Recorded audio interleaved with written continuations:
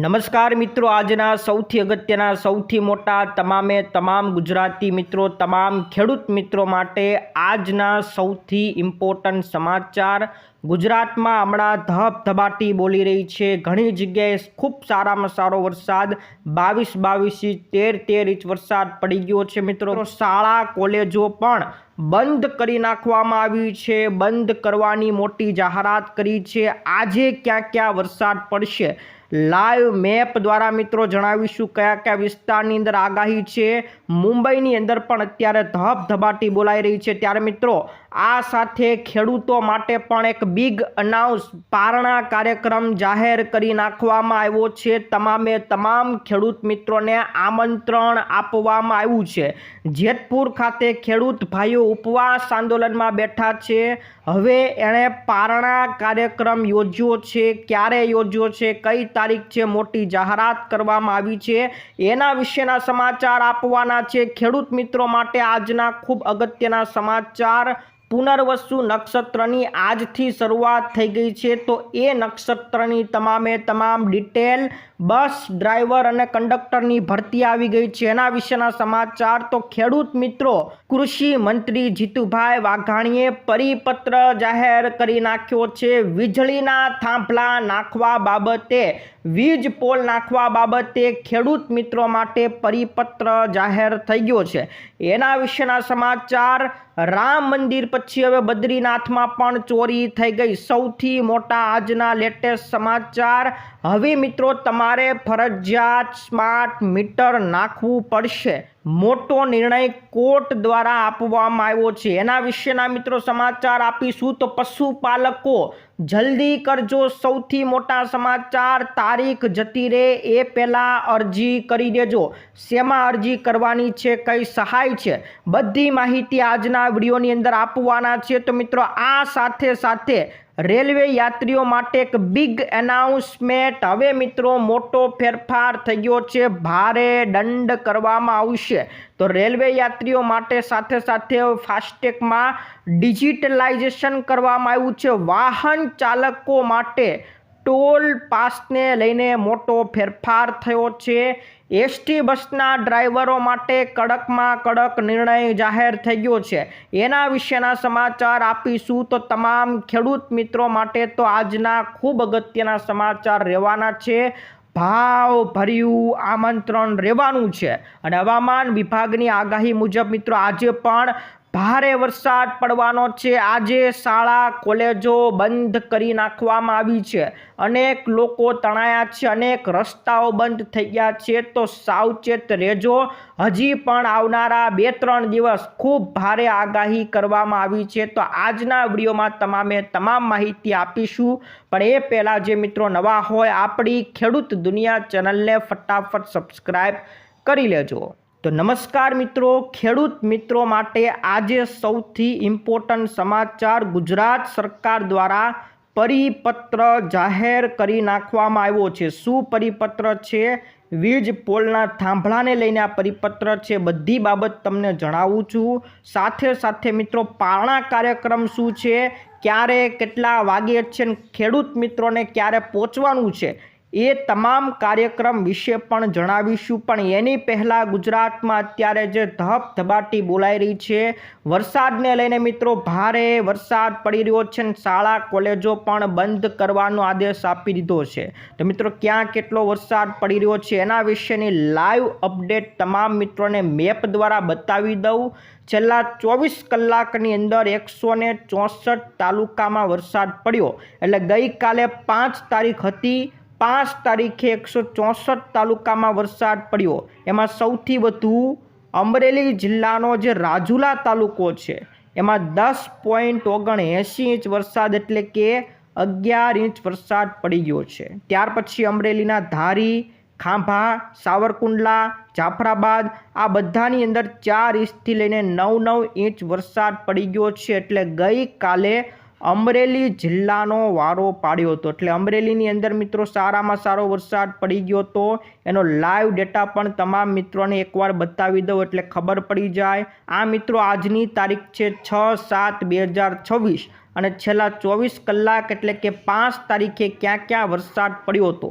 તો અમરેલીના રાજુલામાં 10.79 ઇંચ વરસાદ એટલે કે 11 ઇંચ વરસાદ પડી ગયો. અમરેલીના ધારીમાં 9.21 ઇંચ વરસાદ, ખાંભામાં 6.81 ઇંચ વરસાદ. પછી દક્ષિણ ગુજરાતનું જે ડાંગ છે એના સુબીરની અંદર 5.16 ઇંચ વરસાદ. ફરી પાછું અમરેલીના સાવરકુંડલામાં 5 ઇંચ વરસાદ, અમરેલીના જાફરાબાદમાં 4.92 ઇંચ વરસાદ. એટલે આમ 5 ઇંચ વરસાદ, પણ સૌથી વધુ વરસાદ રાજુલામાં 11 ઇંચ વરસાદ પડી ગયો.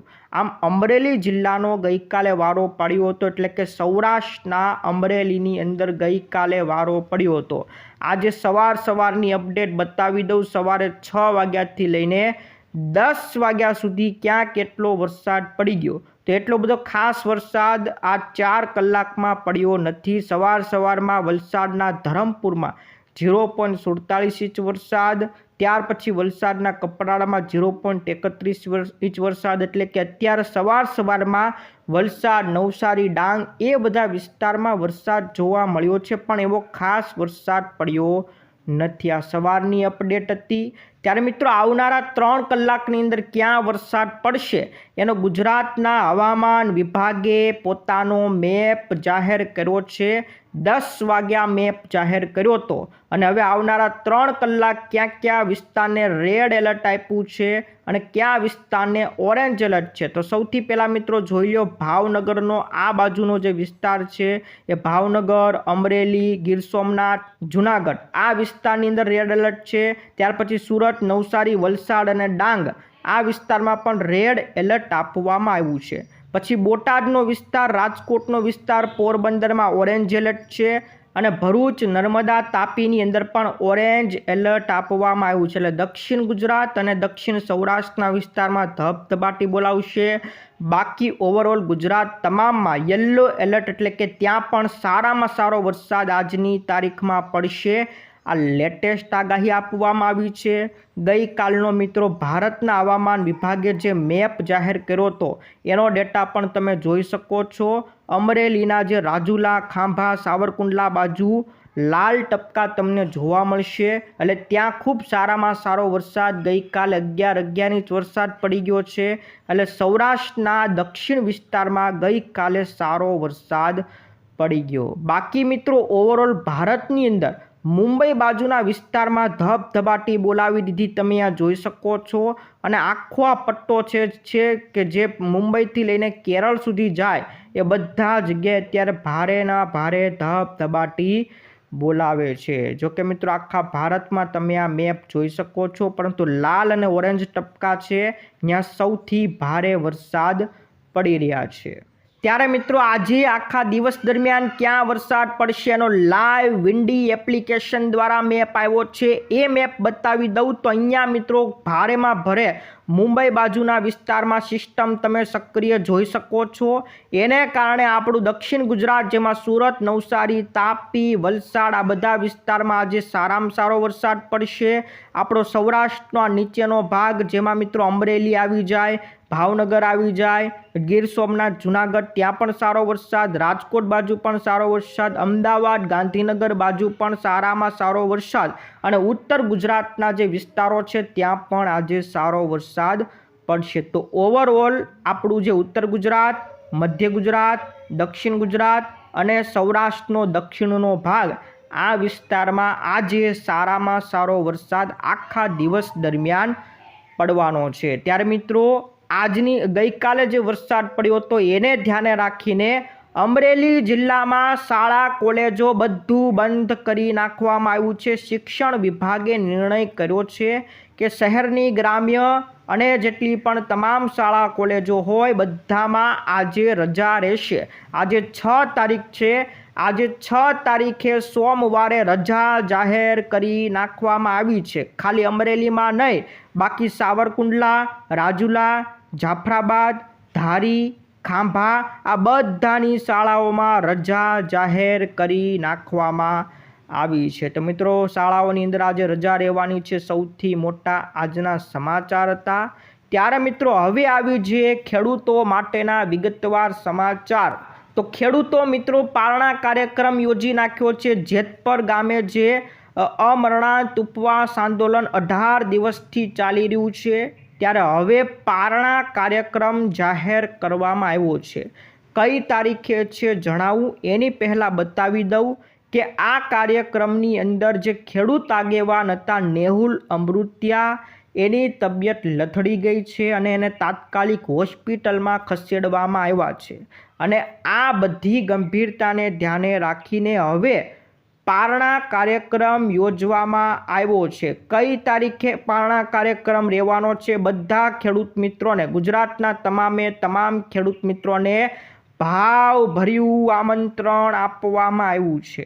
6 તારીખ એટલે કે આજે જ મિત્રો પારણા કાર્યક્રમ યોજવાનો છે. 6/7/2026 રાત્રે 9:30 વાગે ગુજરાત ઉપવાસ છાપણી જેતપર ગામે ખેડૂત મિત્રોએ જવાનું રહેશે. તો 6 તારીખ એટલે કે આજે 9:30 વાગે, રાત્રે 9:30 વાગે જાહેરાત કરી છે. તમામ ખેડૂત મિત્રોને કીધું છે કે હવે આપણે પારણા કાર્યક્રમ આજે યોજવાનો છે અને પાર્ટ 3ની જાહેરાત કરવામાં આવશે. એટલે ખેડૂત મિત્રો જે આંદોલન ચાલી રહ્યું છે એનો આજે પારણા કાર્યક્રમ યોજશે અને પછી ત્રીજો કાર્યક્રમ એટલે કે આંદોલનને આગળ ચાલુ રાખવામાં આવશે, પાર્ટ 3 યોજવામાં આવશે. તો આ મોટા સમાચાર છે. પાર્ટ 3 હવે યોજવાનો છે. પારણા કાર્યક્રમ આજે રહેવાનો છે, 9:30 વાગે રહેવાનો છે. તમામ ખેડૂત મિત્રોને ભાવભર્યું આમંત્રણ આપવામાં આવ્યું છે અને પછી આ આંદોલન કાર્યક્રમ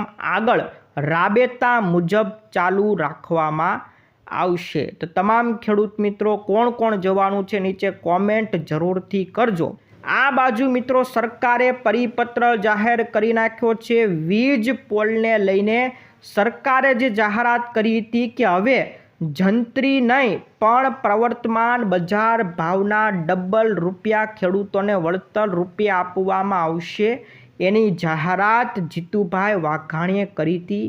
પણ ખેડૂત મિત્રોએ કીધું કે એનો પરિપત્ર હજી સરકારે જાહેર કર્યો નથી. પણ માત્ર 24 કલાકની અંદર એટલે કે એક જ દિવસની અંદર જાહેરાત કર્યાના એક જ દિવસમાં સરકારે પરિપત્ર પણ પોતાનો ઓફિશિયલ જાહેર કરી નાખ્યો છે, જેમાં જંત્રીના બદલે હવે ખેડૂતોને બજાર ભાવના 2 ગણા વળતર આપવામાં આવશે. તો પરિપત્ર તો જાહેર કર્યો છે પણ ખેડૂતો હજી આનાથી સંતુષ્ટ નથી. ખેડૂતોને હજી વધારે વળતર જોતું છે એટલે ખેડૂતો હજી આંદોલન શરૂ રાખવાના છે. જેતપર ગામે આ સૌથી મોટા આજના સમાચાર છે. આ બાજુ રામ મંદિરની અંદર ચોરી થાય એવું જ હવે બદ્રીનાથમાં પણ ચોરીનો કિસ્સો સામે આવ્યો છે. અયોધ્યા રામ મંદિર પછી બદ્રીનાથ ધામમાં દાન અને ચઢાવાના સંચાલનને લઈને મોટા આરોપોની તપાસ શરૂ થઈ છે. સોશિયલ મીડિયા ઉપર ખબરો વાયરલ થઈ રહી છે. BKTCએ 4 સભ્યોની તપાસ સમિતિ પણ બનાવી છે, જેને 7 દિવસમાં રિપોર્ટ સોંપવાનો રહેશે. રિપોર્ટની અંદર જેટલા પણ CCTV ફૂટેજ હશે, કર્મચારીઓના નિવેદન હશે, પુરાવા હશે, બધાને આધારે તપાસ કરવામાં આવશે. તો બદ્રીનાથમાં પણ ચોરીનો કિસ્સો સામે આવ્યો છે. આજના આ સૌથી અગત્યના સમાચાર રહેવાના છે. આ બાજુ મિત્રો સ્માર્ટ મીટર હવે ફરજિયાત તમારે લગાવવું પડશે. તમારી મરજી નહીં હોય તો પણ સ્માર્ટ મીટર લગાવવું પડશે. ગ્રાહક કોર્ટ દ્વારા મોટો નિર્ણય કરવામાં આવ્યો છે. તો GRCના વીજ લોકપાલે મહત્વપૂર્ણ ચુકાદો આપી દીધો છે. વીજ વિતરણ કંપનીઓ ગ્રાહકની પૂર્વ મંજૂરી વગર પણ કાયદા મુજબ સ્માર્ટ મીટર લગાવી શકશે. એટલે કે ગ્રાહકની મંજૂરી નહીં હોય તો પણ સ્માર્ટ મીટર લગાવી શકશે.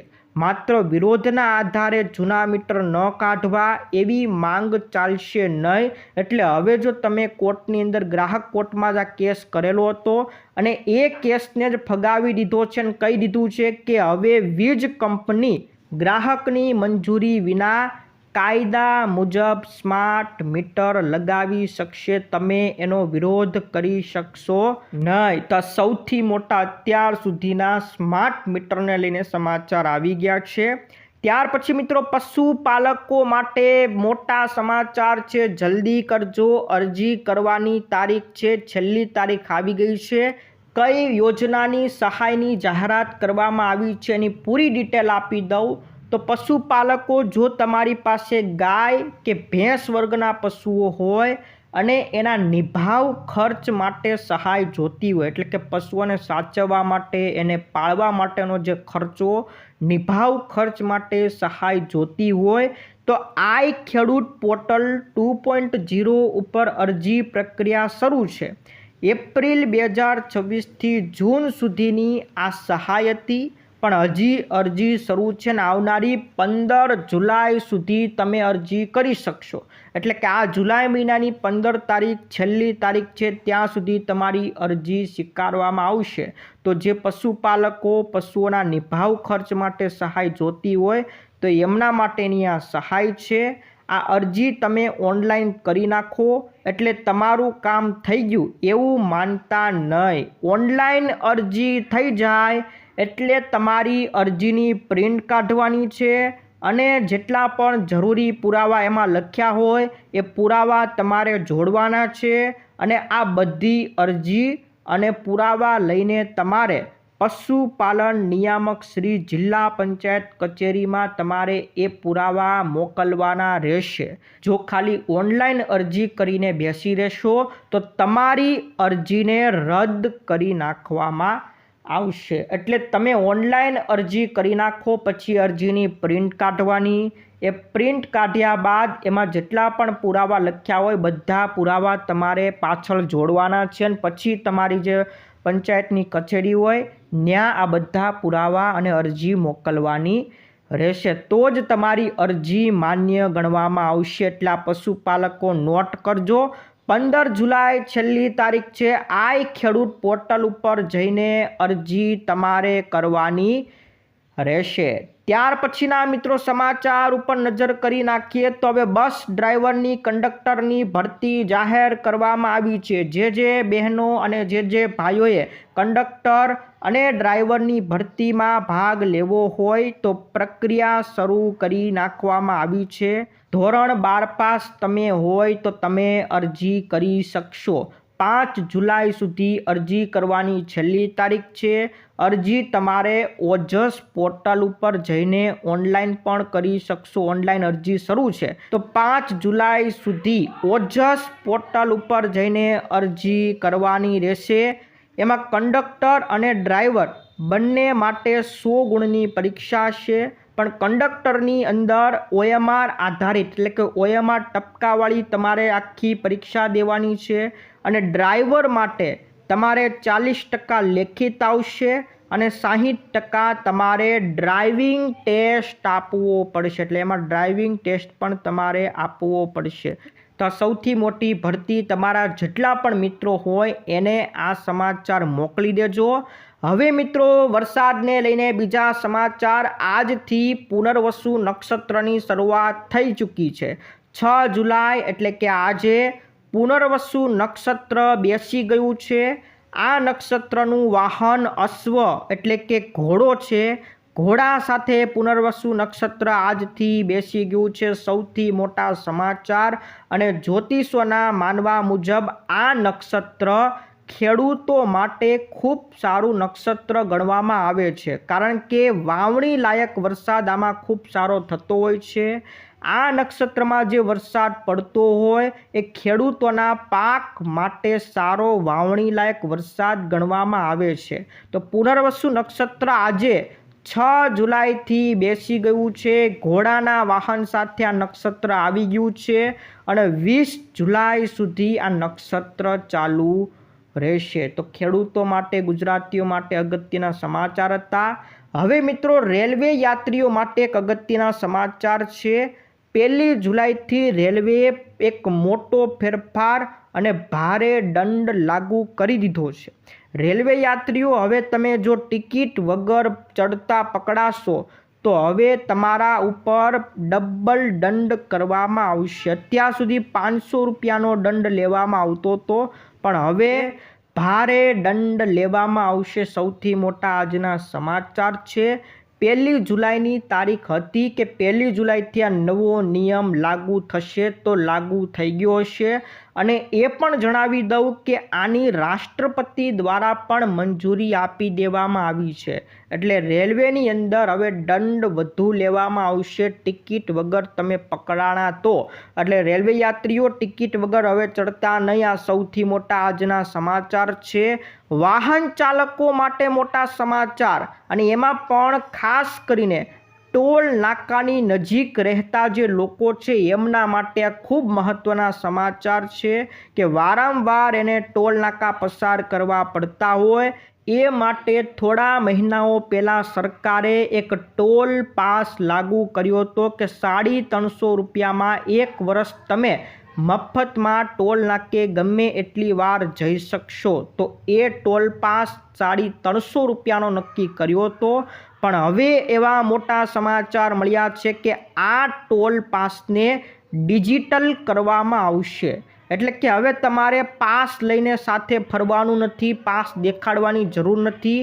હવે તમારું જે ફાસ્ટેગ હશે એની અંદર જ આ પાસને અંદર સાંકળી લેવામાં આવશે. એટલે તમારું ફાસ્ટેગ સ્ટીકર હોય એના દ્વારા જ ખબર પડી જશે કે તમે પાસ લીધેલો છે. એટલે તમારો 1 પણ રૂપિયો ફાસ્ટેગમાંથી કાપવામાં આવશે નહીં. એટલે ડિજિટલ હવે કરવામાં આવશે. ખૂબ સરળ પ્રક્રિયા કરવામાં આવશે. હવે તમારે પાસ દેખાડવાની જરૂર પડવાની નથી. ખાસ એવા મિત્રો માટે આ ટોલ પાસ ખૂબ મહત્ત્વનો છે કે ટોલ નાકે વારંવાર પસાર થતા હોય છે. ટોલ નાકાથી 20 કિલોમીટરની અંદર જે લોકો આવતા હોય એના માટે આ ટોલ પાસ નક્કી કરવામાં આવ્યો છે ને એને જ આ ટોલ પાસ આપવામાં આવશે. તો એવા લોકો માટે આ ખૂબ અગત્યના સમાચાર હતા. ત્યાર પછી મિત્રો ડ્રાઈવર કંડક્ટરની ભરતી આવીને એક બીજા મોટા સમાચાર યાદ આવી ગયા. એસટી બસના ડ્રાઈવરો માટે ગુજરાત સરકારે એક કડક નિયમ લાગુ કર્યો છે કે હવે ચાલુ બસે ડ્રાઈવરો મોબાઈલનો ઉપયોગ કરી શકશે નહીં. મોબાઈલથી રીલ બનાવી, વિડીયો ઉતારવો, ફોટો પાડવો, આવી કોઈ પણ પ્રક્રિયા હવે ડ્રાઈવરો ચાલુ બસે કરી શકશે નહીં. પ્રતિબંધ મૂકવામાં આવ્યો છે. જો નિયમનો ભંગ કરશે તો ડ્રાઈવરો ઉપર કડકથી કડક કાર્યવાહી કરવામાં આવશે. તો એસટી નિગમ દ્વારા ડ્રાઈવરો માટે આ કડક નિયમ લાગુ કર્યો છે. તો સૌથી મોટા આજના સમાચાર હતા મિત્રો. તમામે તમામ સમાચાર આપી દીધા છે.